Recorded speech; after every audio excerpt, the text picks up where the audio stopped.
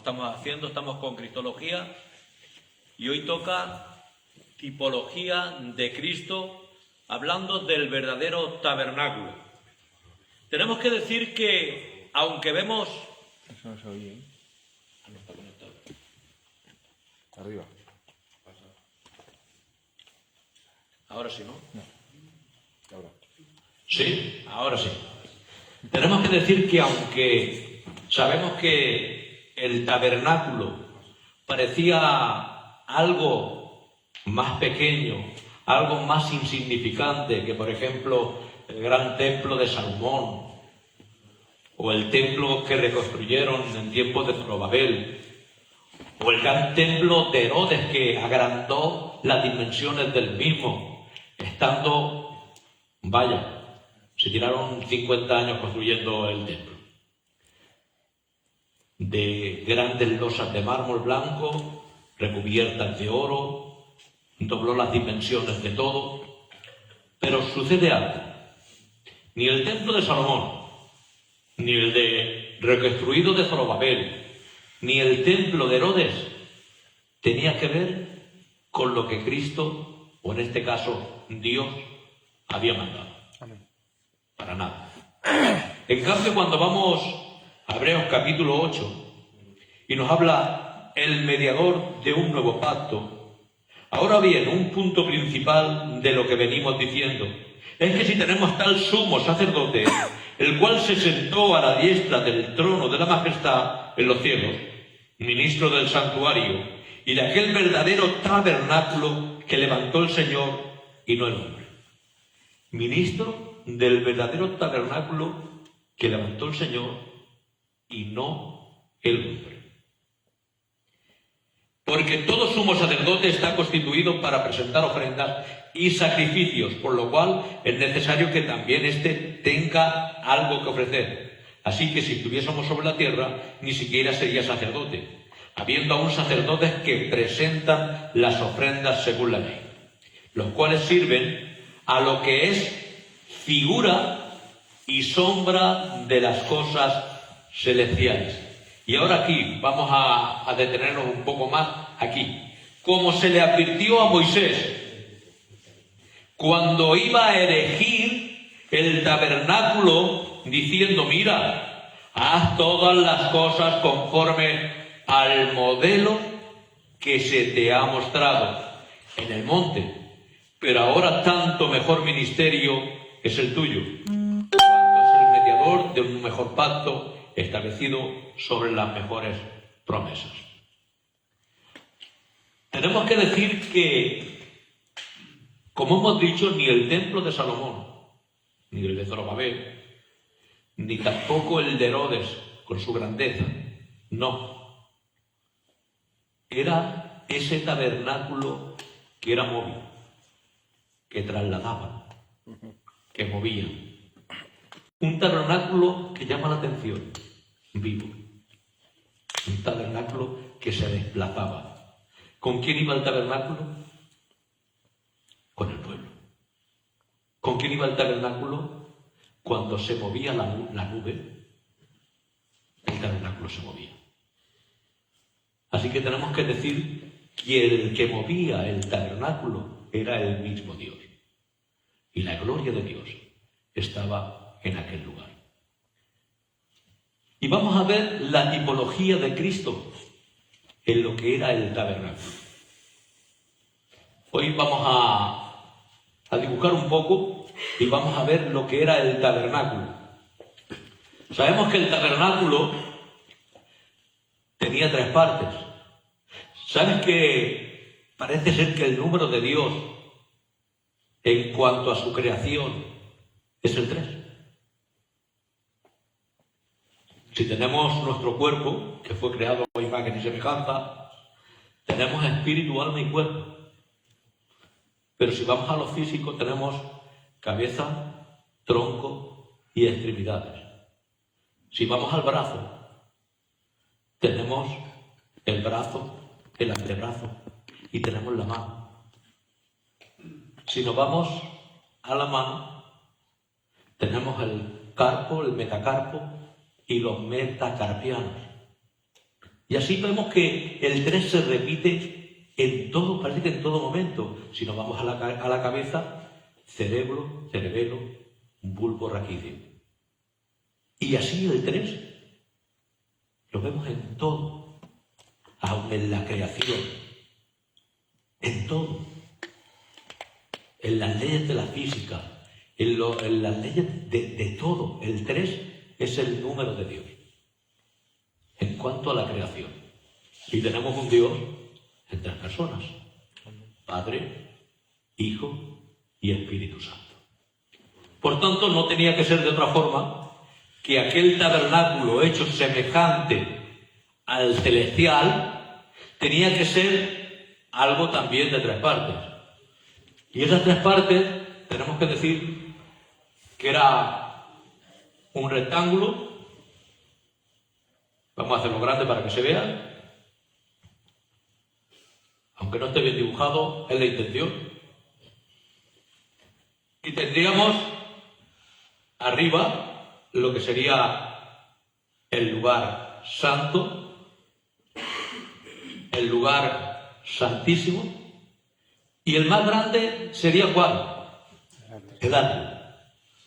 Lugar santo, lugar santísimo, no, santísimo aquí santo, santo y santísimo, vale, y atrio.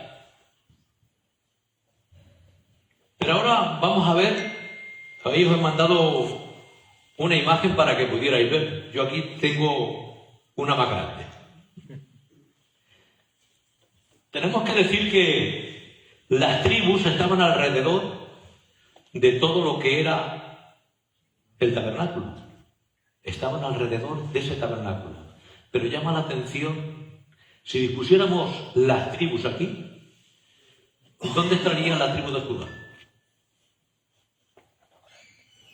Aquí. En la puerta. Y eso no es casualidad, ¿verdad? Que en la puerta estuviera Judá.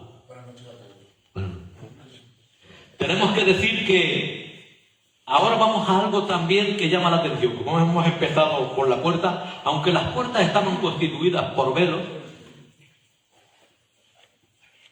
tenemos que ver que el nombre del hombre, o el número del hombre, mejor dicho, es el 6. ¿Los mandamientos cuántos son? 10. 60 columnas.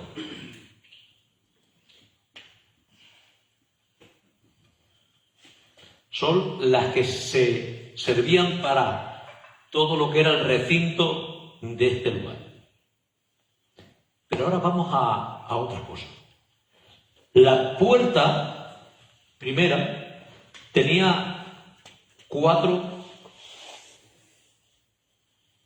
por decirlo, 4 columnas, 2 puertas dobles, 5 columnas y 4 columnas. Pero cada puerta tenía un nombre.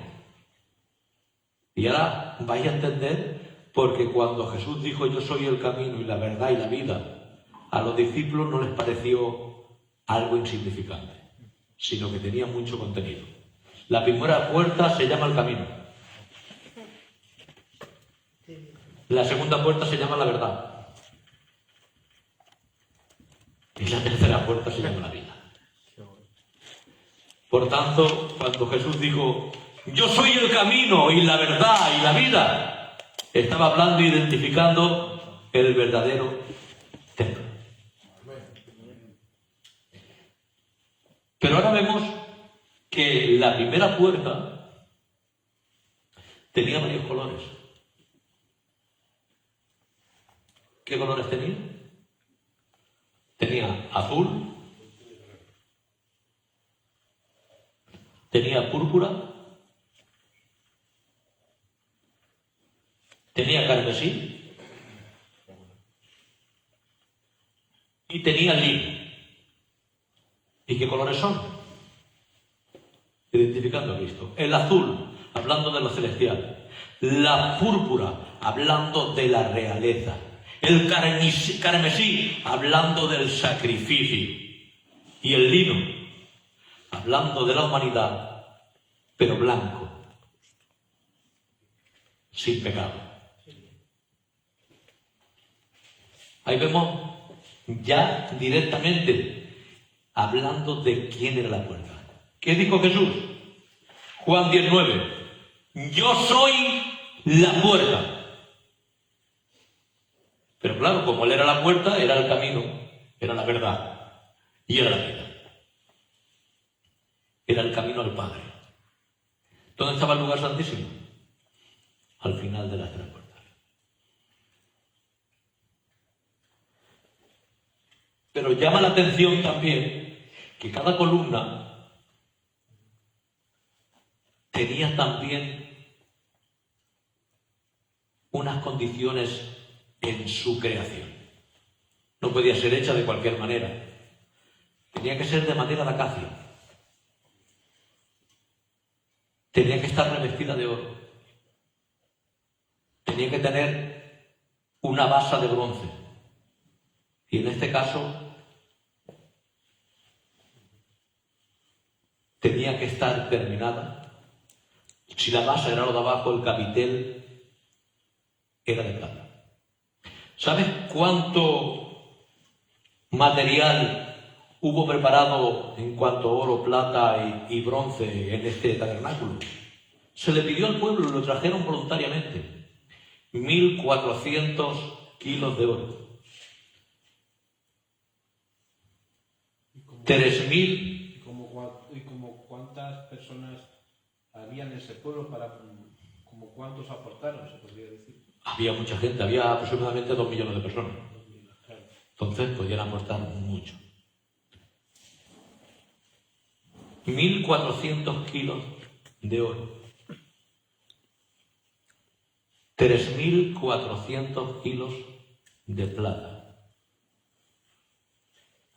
Y 4.300 kilos de plata y 3.400 kilos de bronce. Un montón de material, ¿verdad? Pero ahora vemos que, por ejemplo, las columnas eran de acacia, una madera que era prácticamente incorruptible, una madera que aguantaba un montón, hablando de la humanidad de Cristo, revestidas de oro, hablando de su divinidad. Pero ahora vemos a sus pies la base, ¿de qué era? De bronce. El bronce nos habla de juicio. Pero arriba tenía plata y nos habla de la remisión. Por tanto, por medio del juicio, aquel que era divino y humano nos redimió. Ahí vemos en una simple columna de la puerta, vemos lo que estaba haciendo. Llama también la atención algo profundo. Y es que esto no se sostenía por cualquier cosa. Había también unos clavos, como las tiendas de campaña, con unas cuerdas de pelo de cabra.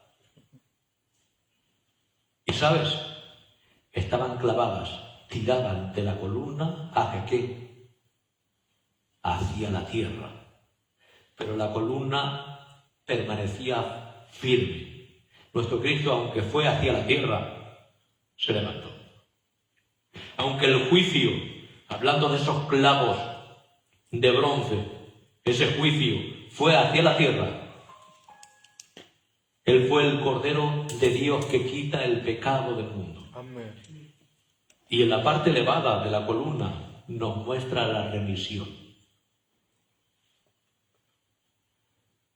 Así que vemos que en cada detalle vemos a Cristo. Si estamos hablando de la puerta, tenemos que decir que seguimos adelante entrando por la puerta y lo primero que nos encontraríamos delante, ¿qué sería? El altar de bronce. Ese altar de bronce no estaba hecho con cualquier bronce. ¿Sabes? Porque Dios no es quien se conforma con cualquier cosa. No. Hubo una rebelión llamada la rebelión de Core. ¿Vale? Lo tenemos en número 16. Y nos dice que esa rebelión de Core, los de Core, que eran levitas que tenían que trabajar para el templo, dijeron: no, porque estos de Aarón tienen que ser los que toman los incensarios y ofrecen el sacrificio de incienso y eso? ¿Por qué no nosotros, que también somos levitas? Por no hacer lo que debían y querer tomar el lugar de otros, desobedeciendo a Dios, cayó fuego del cielo y los consumió. Esos incensarios ya no valían para adoración para el templo, para ofrecer el incienso. ¿Pero para qué servían? Para juicio. Con ellos hicieron lo que eran las parrillas del altar del sacrificio. Por tanto, cada vez que venían a ofrecer sacrificio, estaban observando que Dios cubre el pecado cuando ofrecemos sacrificio, pero que también es justicia. Y cuidado de no tomar o querer tomar el lugar de otro. Porque, ¿sabes? Nos dice Efesios capítulo 2, versículo 10, que somos hechura suya, creados según Dios, y que Dios ha preparado obras de antemano para que anduviésemos en ellas. Así que en Dios todos tenemos obras que hacer, pero no queramos las de los demás. Donde Dios está plantado, crece y sé de bendición. Amén. Porque muchas veces queremos tomar los puestos de otros, y entonces estamos perdidos. ¿Qué pasó con Satanás? ¿Qué lugar quiso tomar? Quería estar al lado del trono de Dios. ¿Pero qué le pasó al hombre? No moriréis, seréis como Dios. Cuando queremos tomar lugares que no nos pertenecen, hay problemas. Por tanto, vamos a tomar los lugares que Dios nos regala, que ya es suficiente. Amén. Seguimos más adelante, ¿verdad? Pero tendríamos que detenernos aquí precisamente. ¿Por qué? Porque el sacrificio de verdad fue como dijo Juan. ¿Sabes que para ofrecer sacrificio tenían que ser los sacrificios observados? ¿Verdad? Tenían que tenerlo, el sacrificio, observarlo y entonces sacrificarlo. Pero Juan, ¿qué dijo? Juan, aunque fue el profeta, como decía Jesús, el mayor o el más grande de los nacidos de mujer, sin haber hecho grandes milagros ni portentos, pero se le llama el mayor, el más grande de los nacidos de mujer. En cambio, él tenía que haber sido sacerdote, porque venía de la estirpe arónica.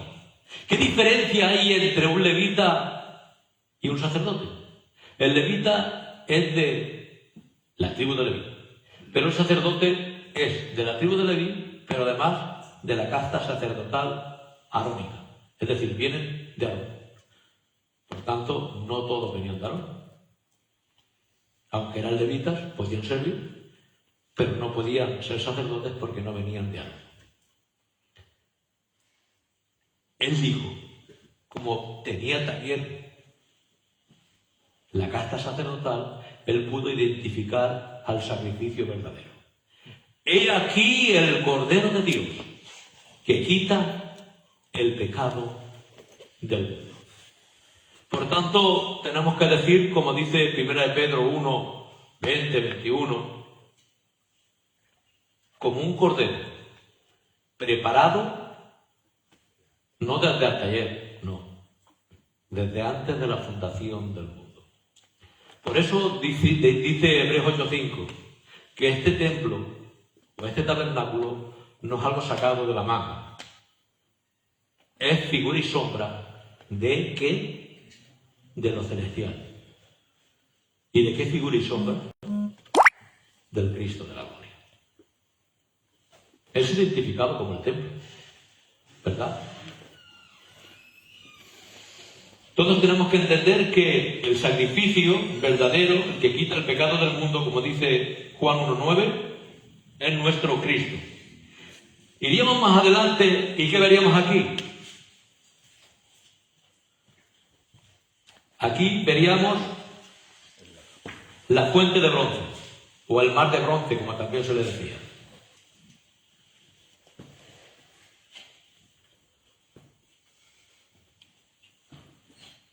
Así que, para ofrecer el sacrificio, ¿qué se tenía que hacer? Tenían que tomar, lavarse las manos en la fuente, y luego, ¿qué hacían? Ofrecían sacrificio.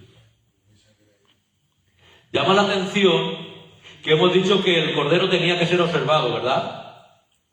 Si nos vamos a la verdadera Pascua, que es Cristo, tiene origen, y ese origen lo vemos en Éxodo 12. ¿Y qué nos dice en Éxodo 12? Tomarán el cordero de las ovejas o de las cabras de un año, y lo tomarán el día 10 del mes Abib, y lo guardarán por 4 días, y en el día 14 será sacrificado entre las 2 tardes en medio de la congregación. Y eso pasó con nuestro Cristo. El día 10 entró en Jerusalén, fue observado por 4 días por fariseos, saduceos, doctores de la ley, herodianos y todos los que había allí. ¿Y el último quién era? El que lo ofrece. Va, se lava las manos y dice: yo no hallo delito en él. He aquí el hombre. Sin saberlo, estaba haciendo deber de sacerdote. ¿Y cuándo fue entregado? ¿Qué decía? Que tenía que ser observado, que no tuviera defecto, y él no tenía delito. Además, tenía que ser entregado el día 14, y fue entregado el día 14, entre las 2 tardes, la primera tarde entre las 12 a las 3, la segunda tarde de las 3 a las 6, las 6 horas que Cristo estuvo en la cruz, y encima, entre las 2 tardes, en la hora novena, que es para nosotros las 3 de la tarde, cuando el sol se oscureció, cuando Él dijo: en tus manos encomiendo mi espíritu. Por tanto, fue entregado en ese momento. Vemos que todo va concordando. ¿Por qué? Porque la Biblia no es algo escrito al azar. Por eso dice bien claro que no es de interpretación privada. ¿Por qué? Porque todo concuerda. Todo va uniéndose como un puzzle y todo va uniendo. Así que no podemos sacar algo de contexto. Se suele decir que un texto sin contexto, ¿qué es? Un pretexto. ¿Sabes que cuando hablamos de un texto sin contexto, ¿de dónde viene la palabra texto? Textil. ¿Y el textil qué? No. Cuando con unos simples hilos queremos hacer una doctrina fuerte, como no tiene bastante tela, se nos pueden ver la vergüenza. Por tanto, tenemos que ponerle al texto contexto.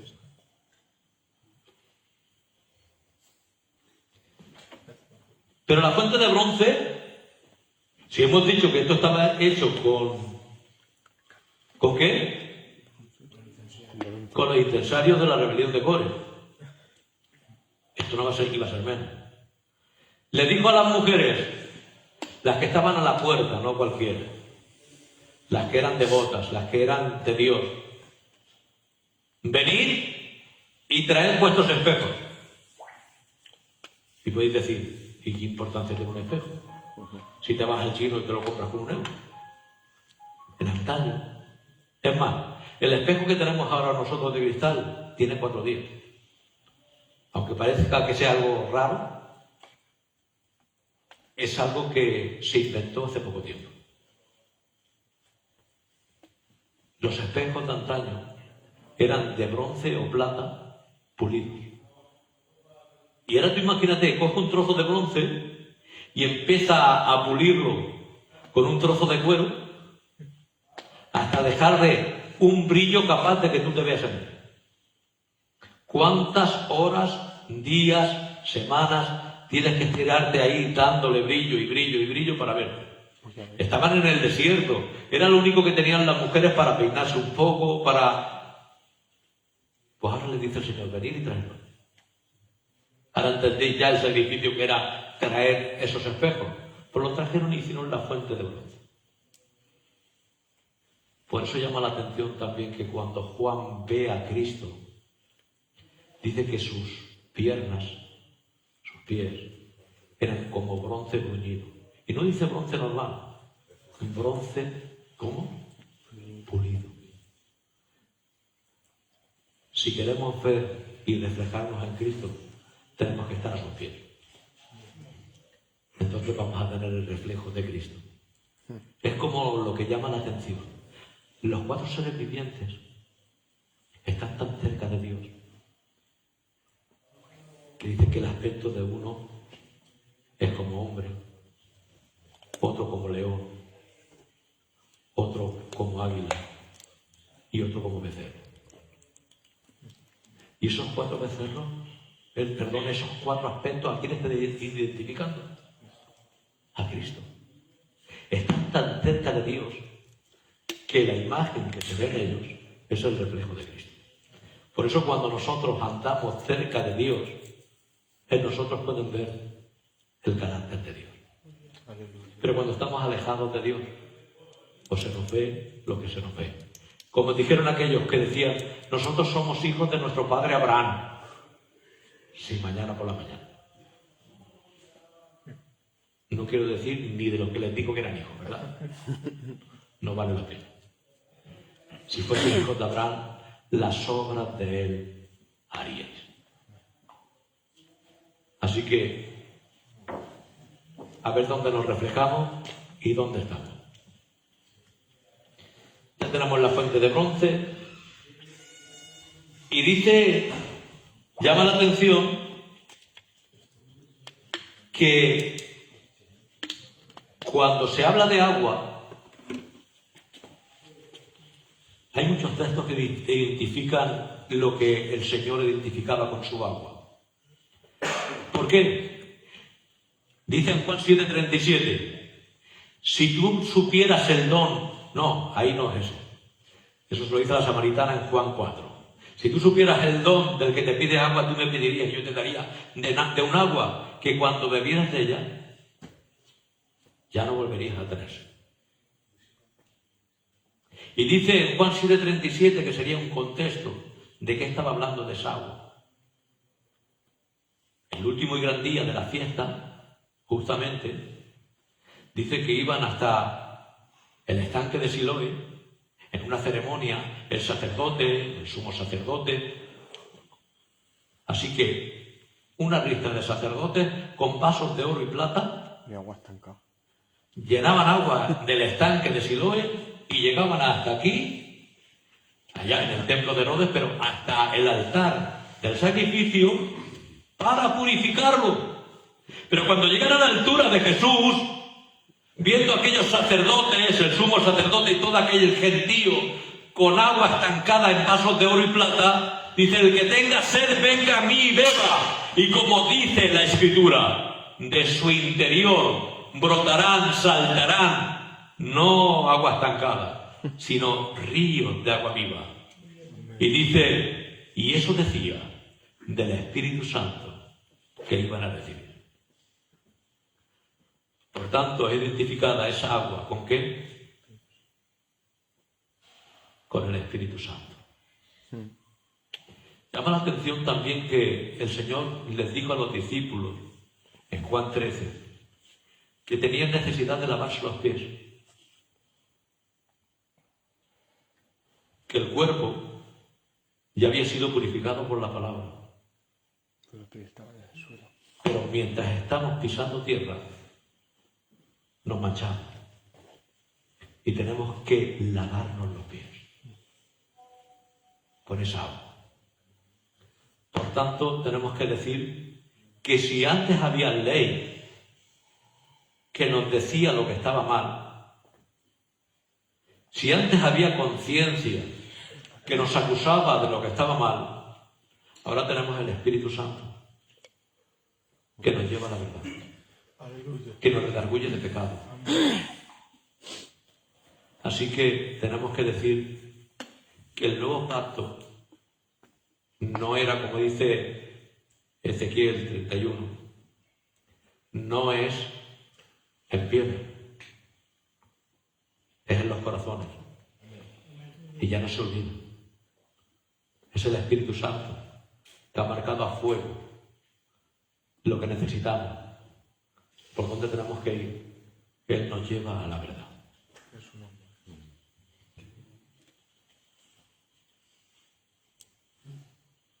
Así que vemos que el agua se identifica mucho también con Cristo, ¿verdad?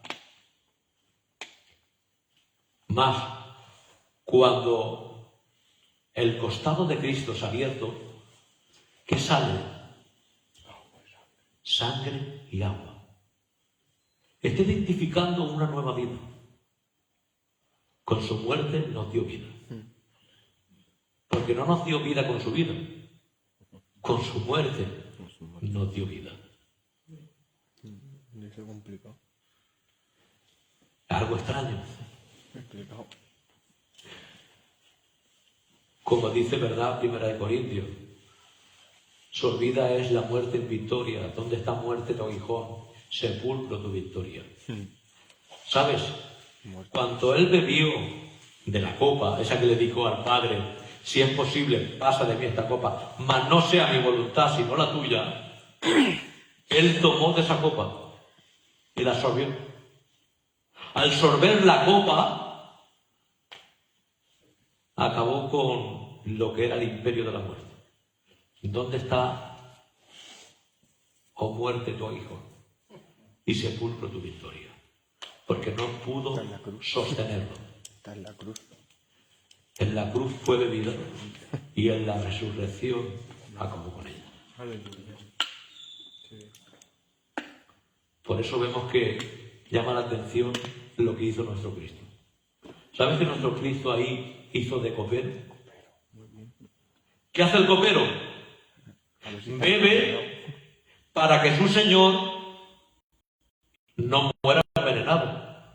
Pero Cristo, siendo el Señor, bebió aún sabiendo y a sabiendas que estaba el veneno que lo iba a conducir a la muerte, para que tú y yo, por su muerte, viviéramos. Aleluya. Por tanto, es algo tremendo lo que hizo nuestro Señor. Pero seguimos más adelante, ¿verdad? Sabemos que todo lo que había en el tabernáculo, el mobiliario, era de acacia y oro. Acacia y oro. Hablando de esas dos naturalezas, de la unión hipostática. Así que nuestro Cristo también tenía, como sabemos, naturaleza divina y humana. Pero Él nunca fue el hombre hecho Dios. Él era el Dios hecho carne. Tenemos que entenderlo. Ahora ya llegaríamos aquí, a la verdad, ¿verdad? Y seguiríamos adelante, a esa puerta. ¿Qué tendríamos a la izquierda? Tendríamos la menorá. Ese candelabro que tenía 7 brazos. Es decir, tenía 7 lámparas. Y es identificado con Cristo, porque ¿qué dijo Jesús? Juan 8:12, yo soy la luz del mundo. Pero Cristo también es la cabeza. ¿Y qué razón tiene la cabeza con la luz? ¿Cuántas lámparas hay? 7. ¿Y cuántas lámparas hay en la cabeza? 2 ojos. Pero vamos a empezar identificándolo. Diríamos 2 orejas, lo más extremo, 2 oídos, 2 ojos, 2 fosas nasales y una boca. Así que sin Dios ni oímos, ni vemos, ni olemos, ni gustamos. De los 5 sentidos, 4, ¿dónde están? En la cabeza. Pero el quinto, ¿cómo es transmitido? Por la cabeza. Nadie puede hacer el hombre si Dios no quiere. Y si queremos hacerla por nuestra cuenta, nuestras mejores obras son como trapos de inmundicia. Separados de mí, dice el Señor en Juan 15, nada podéis hacer. Por tanto, es la luz del mundo y es la cabeza. Ahí teníamos aquel que decía que también era la verdad, ¿verdad? Entrando en esa puerta. ¿Qué teníamos aquí? Aquí tendríamos la mesa de los panes de la proposición. ¿Cuántos panes había? 12, uno para cada tribu, que eran cambiados cada día, ¿verdad? Frescos, panes sin levadura, sin pecado. ¿Quién es el pan que ha descendido del cielo? Nuestro Cristo, ¿verdad? Yo soy el pan de vida. Juan 6:35. Así que, decía el Señor, no solo de pan vive el hombre, sino de toda palabra que sale de la boca de Dios. Él es la palabra hecha carne, el verbo hecho carne. Por tanto, nos dice Romanos 10:17 que la fe es ¿por qué? Por el oír la palabra de Dios. Pero ya estuvimos hablando de lo que decía en griego. Pistos, rematá, Christos. La fe es por el rema de Cristo. Sería algo más concreto. Por eso dice Hebreos 12 que es el autor y consumador de la fe. Así que si queremos fe, tenemos que ir al autor, Aleluya. a la palabra, al rema de Cristo. ¿Qué tendríamos también? Aquí tendríamos el altar del incienso. Es altar del incienso. El altar del incienso, ¿qué tiene que ver? Con las oraciones de los santos. ¿Y qué más santo que nuestro Cristo, verdad? El 3 veces santo. Ya tendríamos aquí lo que era el atrio, lo que era el lugar santo, pero llegaríamos a otro lugar, ¿verdad? Al lugar santísimo. Y en el lugar santísimo, ¿qué teníamos? Teníamos aquí lo que era aunque parezca algo así extraño.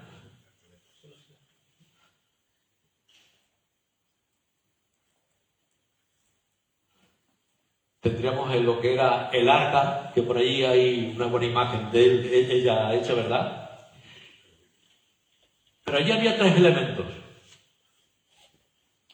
La vara de Aarón reverdecida.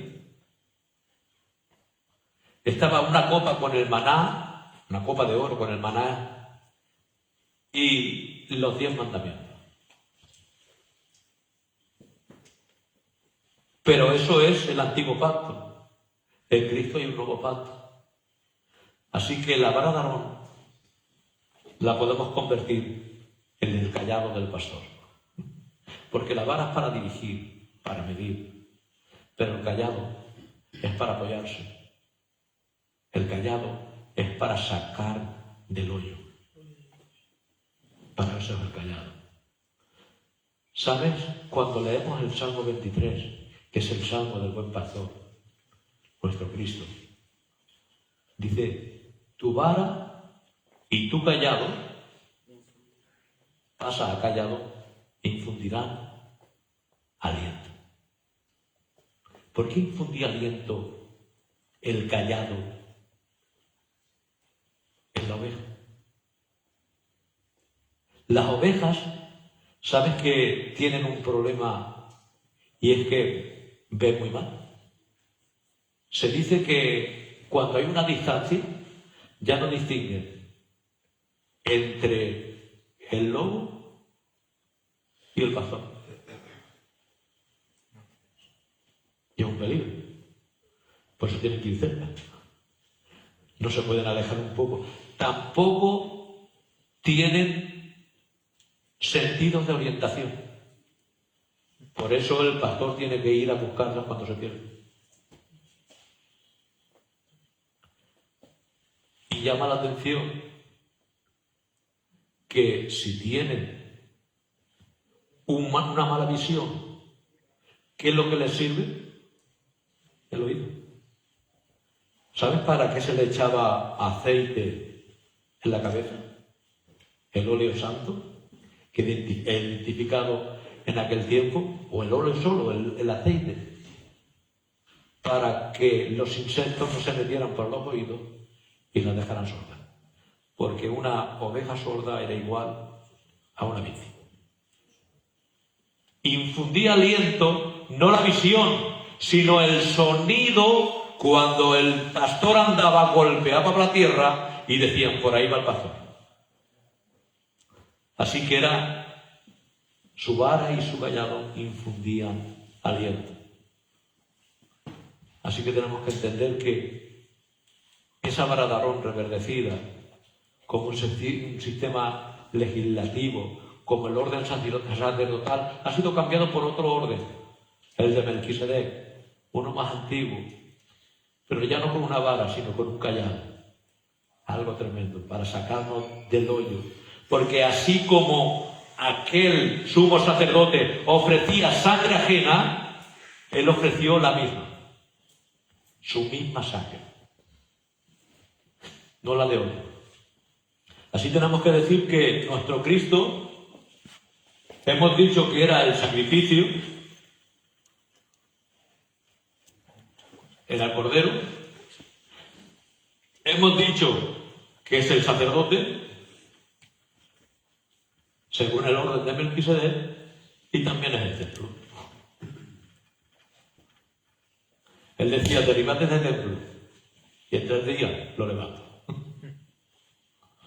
Y hablaba del templo de su cuerpo, el verdadero tabernáculo.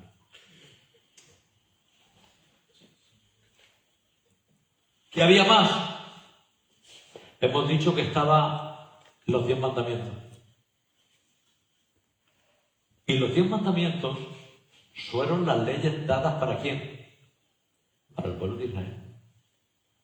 Entonces, ¿qué pasa? ¿Que nosotros los cristianos no tenemos ley? Sí que tenemos ley. Tenemos la ley de Cristo. Dice Juan 13, un nuevo mandamiento os doy, que os améis los unos a los otros como yo os he amado primero. Por tanto, mirad,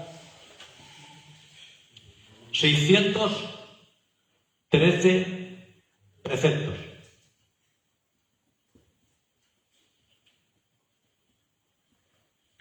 Muchos. ¿Verdad? Mucho lío. 6 más 1. 7. Son 10. 10. 10 mandamientos.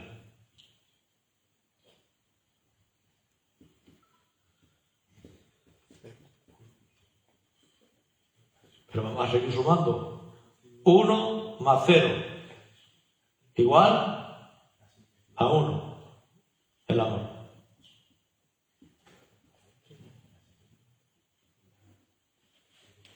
¿Cómo que solo 1? Sí. Con el amor se cumple todo. Amar a Dios sobre todas las cosas y al prójimo. No como a nosotros mismos, ¿eh? Como Cristo nos ama. Mucho más elevado. Un nuevo mandamiento doy. Como yo sé amar. Y puedes decir, ¿se encierran los mandamientos en el amor? Por supuesto. Dice Gálatas 5:22. Mas el fruto del Espíritu es, en singular, el amor. Y el amor es tan grande que produce gozo, paz, paciencia, bondad, benignidad, fe, mansedumbre, templanza. Y dice, contra tales cosas no hay ley. Ah, entonces, ¿no hay ley que condene el amor? No. ¿No hay ley que has dicho, perdón? ¿Que pueda condenar el amor? Contra tales cosas no hay ley. Ah, entonces yo con el amor puedo cumplir lo establecido por Dios. Sí. Si tú amas a tu hermano, le robas, lo matas, hablas falso testimonio de él.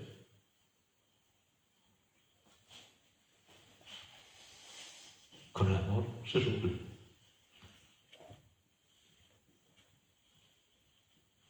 Nuestro Cristo no es 10 mandamientos, ¿verdad? Pero Él es amor. Por tanto, la ley de Cristo, ¿qué es? El amor. Ya tendríamos 2 de 3, ¿verdad? ¿Qué nos faltaría? La copa con el maná.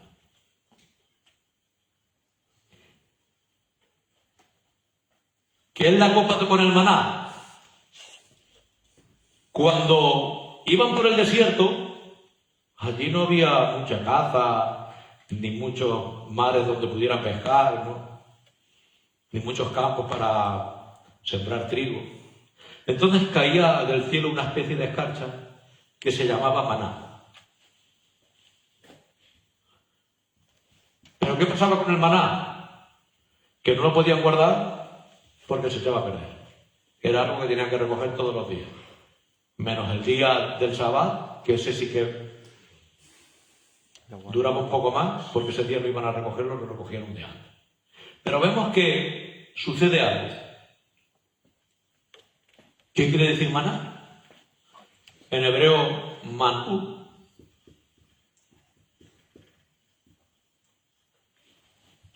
Cuando lo vieron, pues se quedaron extrañados y dijeron, ¿qué es esto? Y con ese nombre se quedó. ¿Qué es eso? Eso es lo que quiere decir. Cuando veis maná, ¿qué es eso? Pero cuando vieron a Cristo descender, dijeron, de tal manera, ¿qué es eso? Esa es la expresión que dice Juan. ¿De qué manera? ¿De qué lugar? ¿De dónde? ¿Qué es esto? Él es el pan que descendió del cielo. Así que es el verdadero maná. Aleluya. ¿Sabes que el maná era suficiente para alimentar? Porque tenía las vitaminas, las proteínas. Tenía todo. Pues nuestro Cristo también es suficiente. No para esta vida, sino para llevarnos a la eternidad. Entonces vemos ya que aquí Cristo lo vemos por todos los sitios, ¿verdad? Pero ahora imaginaros, ¿Por qué dijo el Señor, haz como te mando? No muevas para la izquierda y para la derecha, como te he dicho, así como tal. Porque era el verdadero tabernáculo. Miradlo. Aquí lo tenemos, el verdadero tabernáculo. La cruz. Ahí lo tenéis, el verdadero tabernáculo. Ahí está, la cruz. Eso es el verdadero tabernáculo. Cristo muriendo por nosotros.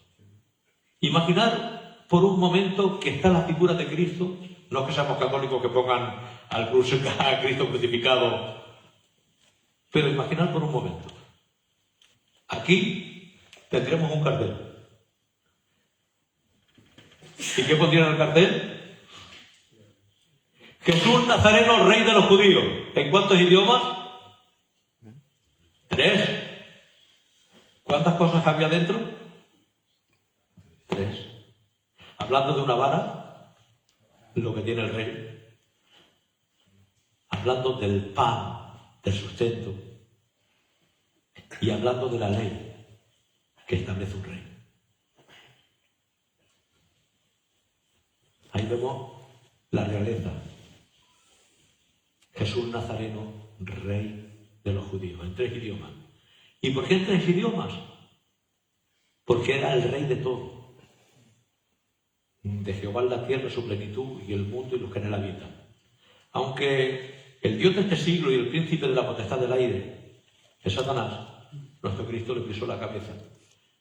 Y tenemos que decir que por encima de todo, aun cuando hace algo, tiene que decirle, ven, y si quiero te doy permiso. ¿Has considerado a mi siervo Job?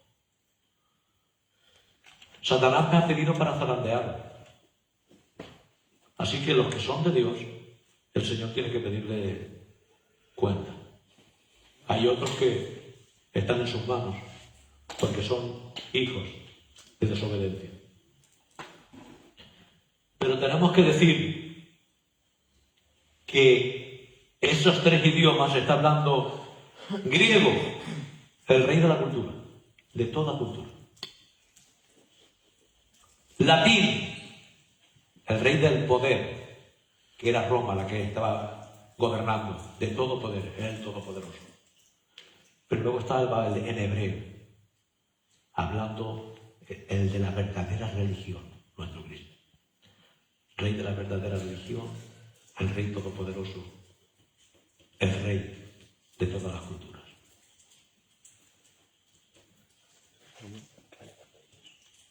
Imaginad, hemos dicho que aquí estaba el cartel, pero mirad, aquí estaría una mano, y con esa mano nos daría su luz.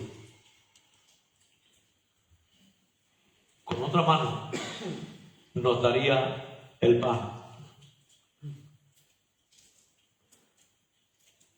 Pero imaginad por un momento, si Cristo estuviese aquí ¿qué estaría?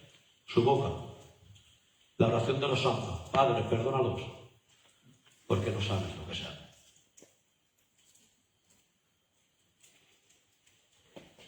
Y vemos que aquí estarían sus pies. ¿Dónde mordió la serpiente? En el calcañar. Ahí está el juicio. Por tanto, vemos que aun la cruz, por todos sus lugares, nos habla de Cristo. Así que vemos que Cristo, templo, Juan 2:19, Cristo, sacerdote, Hebreos 7:17, Cristo, cordero, Juan 1:9. Y vemos que por todas las partes vamos a poder ver a Cristo. Si tenéis alguna pregunta, no sé la hora que tenemos ya. 10 minutos. 15. Pues si tenéis alguna pregunta ahora es tiempo de preguntas. Arriba también, si cogiéramos las siglas, ¿no? Sí. Podemos ver el Yod-Hei. El Yod-Hei Vah-Hei, sí. Cuando en latín no, en griego tampoco, pero cuando vamos al nombre, por eso los sacerdotes decían quitarlo. ¿Por qué? Porque estaban sacrificando a alguien que se llamaba Jesús, el Dios salva, y que tenía las iniciales, el Yod Hei Bad Hei, de Dios. ¿Y eso qué significa? Yo te pastel. El Yod Hei Bad Hei, pues está significando nada más y nada menos que algo tan tremendo que cuando pregunta Moisés al ángel que está en la zarza, el Cristo preencarnado, le dice: ¿y quién digo que me envía? ¿Qué dice? Yo soy.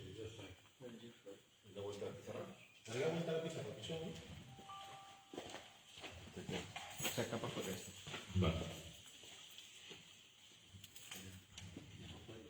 Vale.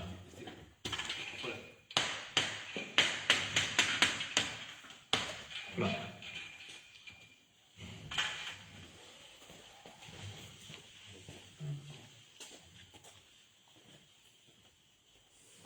Así podemos poner el yo, el hei, el bad y el hei otra vez. ¿Vale? Más o menos así, aunque yo no sé mucho de hebreo, como es normal, pero imaginar por un momento, está escrito al contrario, no como nosotros, el Yod Hei Bad Hei. Sabemos que cada una de estas letras en el paleohebreo quería decir algo. El Yod era mano, Hei era ventana, Bad era clavo Mira, clavo, y Hei otra vez ventana.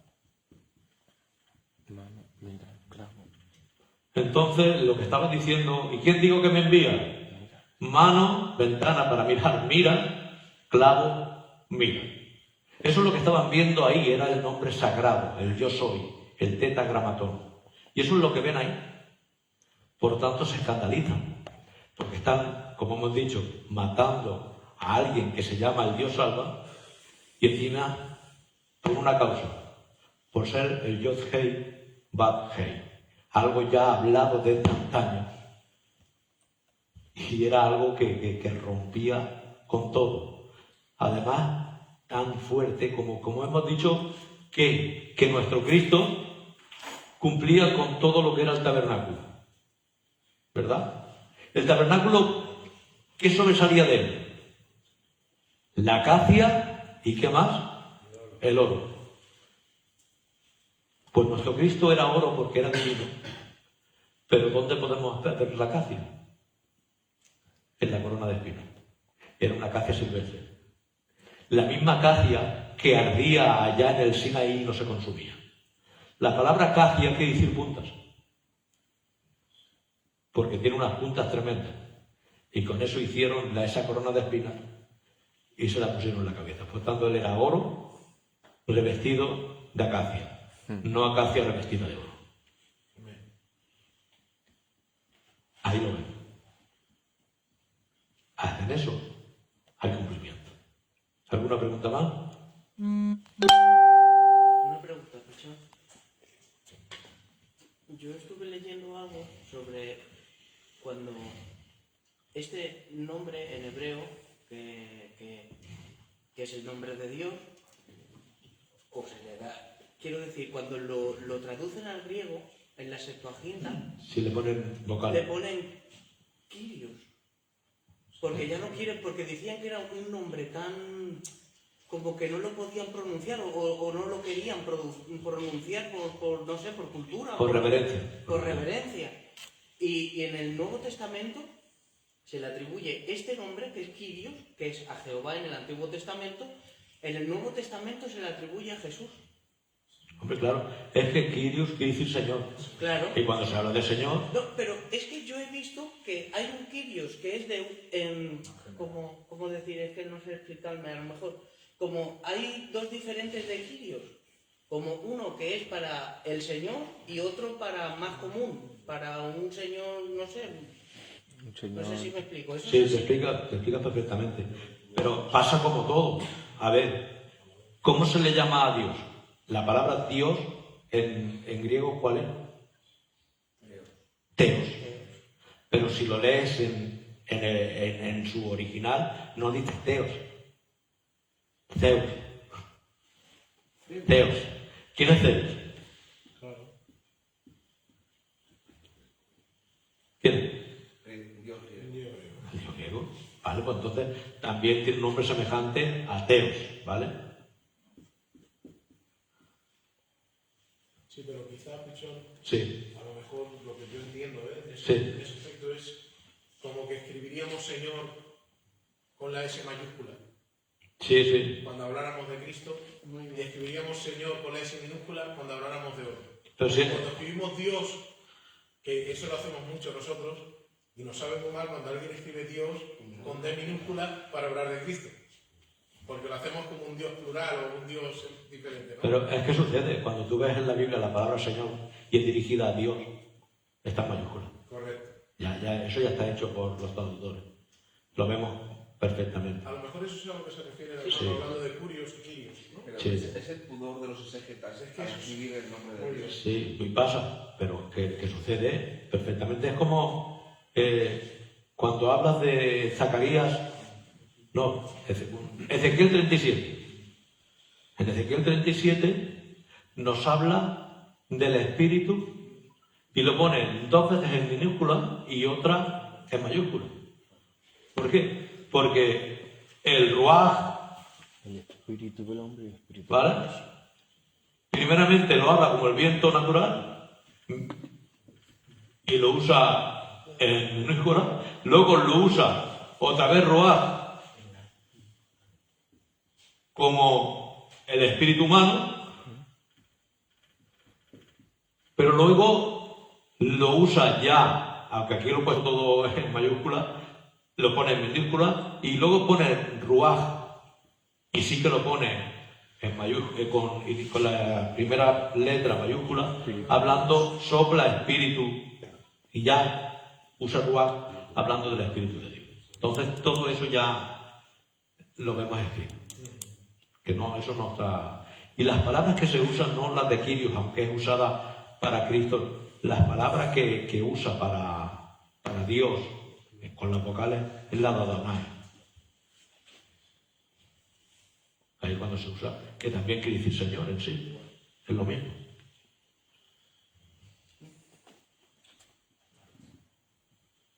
¿Alguna pregunta más? Cuando mencionabas el mandamiento, Sí, dice, amaros los unos a los otros como yo os he amado a vosotros, ¿no? Dice, sí, como yo os he amado primero, vale, ¿es o yo posible, os he amado. ¿es posible amarnos los unos a los otros como Él nos amó a nosotros? Es posible, no por nuestra fuerza, sino por el Espíritu de Cristo. ¿Por qué? Porque lo vemos. Vemos a personas que han llegado a tal lugar, a tal momento, que el amor que han tenido de Dios ha sido tan grande. Vemos que en algún momento no llegaron, como Pedro, cuando le dijo, Pedro, ¿me amas con amor ágape? Y él dice, no, te amo con amor filial. Pedro, ¿me amas con amor ágape? No, te amo con amor filial. Pero cuando muere, no le amo con amor filial. Le amo con amor ágape. Vemos un Pablo que ama con amor filial y es un perseguidor con la doctrina, pues, judía. Pero cuando ya tiene ese amor, amando de tal manera que dice algo que rompe los moldes. Porque que lo diga cualquier persona que no conoce a Dios y sabiendo que se pierde algo, no se pierde, dice, sea yo anatema y apartado de Dios, si con ello pudiera salvar a los judíos. Es decir, era tanto el amor que tenía por su pueblo que decía, si yo perdiéndome se salvara mi pueblo, adelante. ¿Cómo estaba amando? Pero claro, él decía, ya no vivo yo, más vive Cristo. Por tanto, no podemos amar con ese amor en absoluto, porque eso es solo de Dios. Pero sí que podemos tener desamor, en que sea en medida pequeña. Es decir, Él es interminable y nosotros tenemos Pues nada, de eso que ponen de prueba. Pero de esa calidad. Señor, estábamos hablando de la palabra Señor, Sí. que Jesús le refiere a los fariseos por última instancia, que habla con ellos, y le dice, hablando, se refiere a David, cuando dice, y dijo Mi Señor, dijo el Señor a mi Señor. a que en el texto Pero porque está mal traducido. Que ya lo dice Francisco La Cueva. De todos aquellos que ponen, dijo el Señor a mi Señor, no usando lo de verdad, por querer tapar el nombre de verdad. creo que en el hebreo pone, dijo Yahvé Adonai. Por eso digo yo que es el problema de las traducciones. Vemos otro texto también muy curioso, y dijo Yahvé, pues dijo Jehová, que Yahvé o que Jehová te reprenda. Vemos un Yahvé, que es Cristo, que dice que mi Padre te reprenda. Y vemos que los dos tienen el mismo.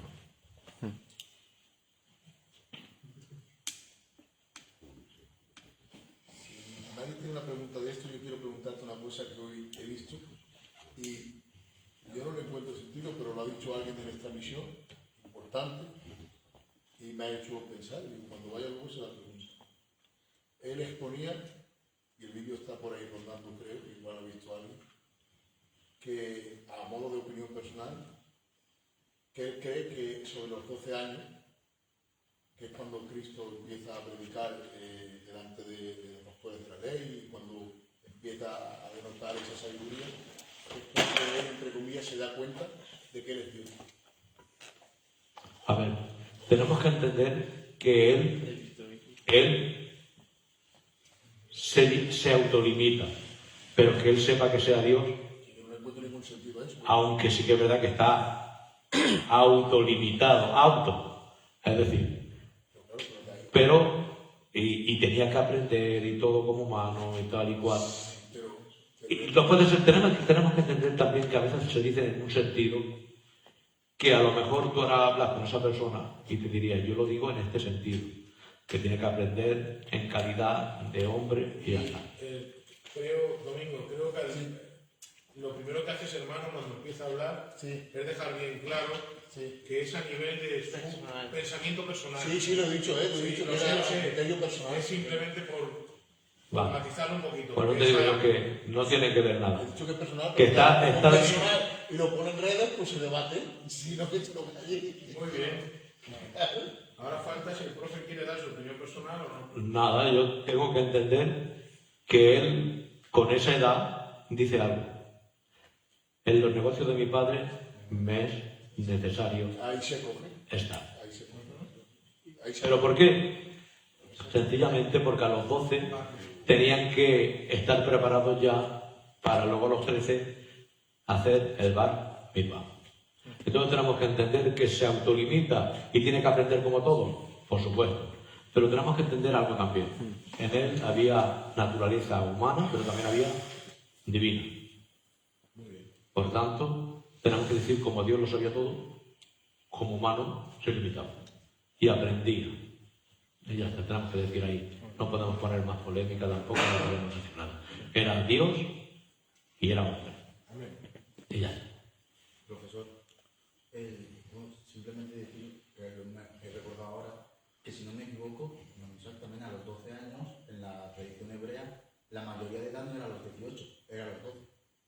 No, era los 13 para los Bueno, niños. 12, 13 años. No, era hijo de la ley, no mayoría de edad, sino hijo de la ley, no es lo mismo mayoría de edad. Mayoría de edad, para un sacerdote empezaba a los 30 y para un hombre a los 20. Es más, cuando salen de Egipto son condenados a no entrar en la tierra prometida hasta los 10, de los 20 para arriba, porque a los 20 ya era uno varón de guerra. No podían ir a la guerra si no tenían 20 años. Vemos a un David que sus hermanos están en la guerra, pero él está con las ovejas. ¿Por qué? Porque tiene 17. Él fue una excepción. Fue ungido como rey. Claro. En una excepción. Bien, pues vamos a dar gracias al Señor. Y dale, Señor. Gracias, Señor, porque un día más, una noche más, nos has dado, Señor, el privilegio de poder escuchar, Señor, tu palabra y aprender. Gracias por el gran privilegio de poder tener a nuestros hermanos que hacen posible, Señor, nuestro hermano Isaac y a nuestro profesor Pichón, Señor. Que la juventud podamos tener, Señor, el regalo de oír tu santa palabra y tus enseñanzas. Ayúdanos, Señor, a desarrollar tu conocimiento de tu palabra en nuestras personas, Señor. En el nombre de Jesús. Amén. Amén. Que el Señor os bendiga.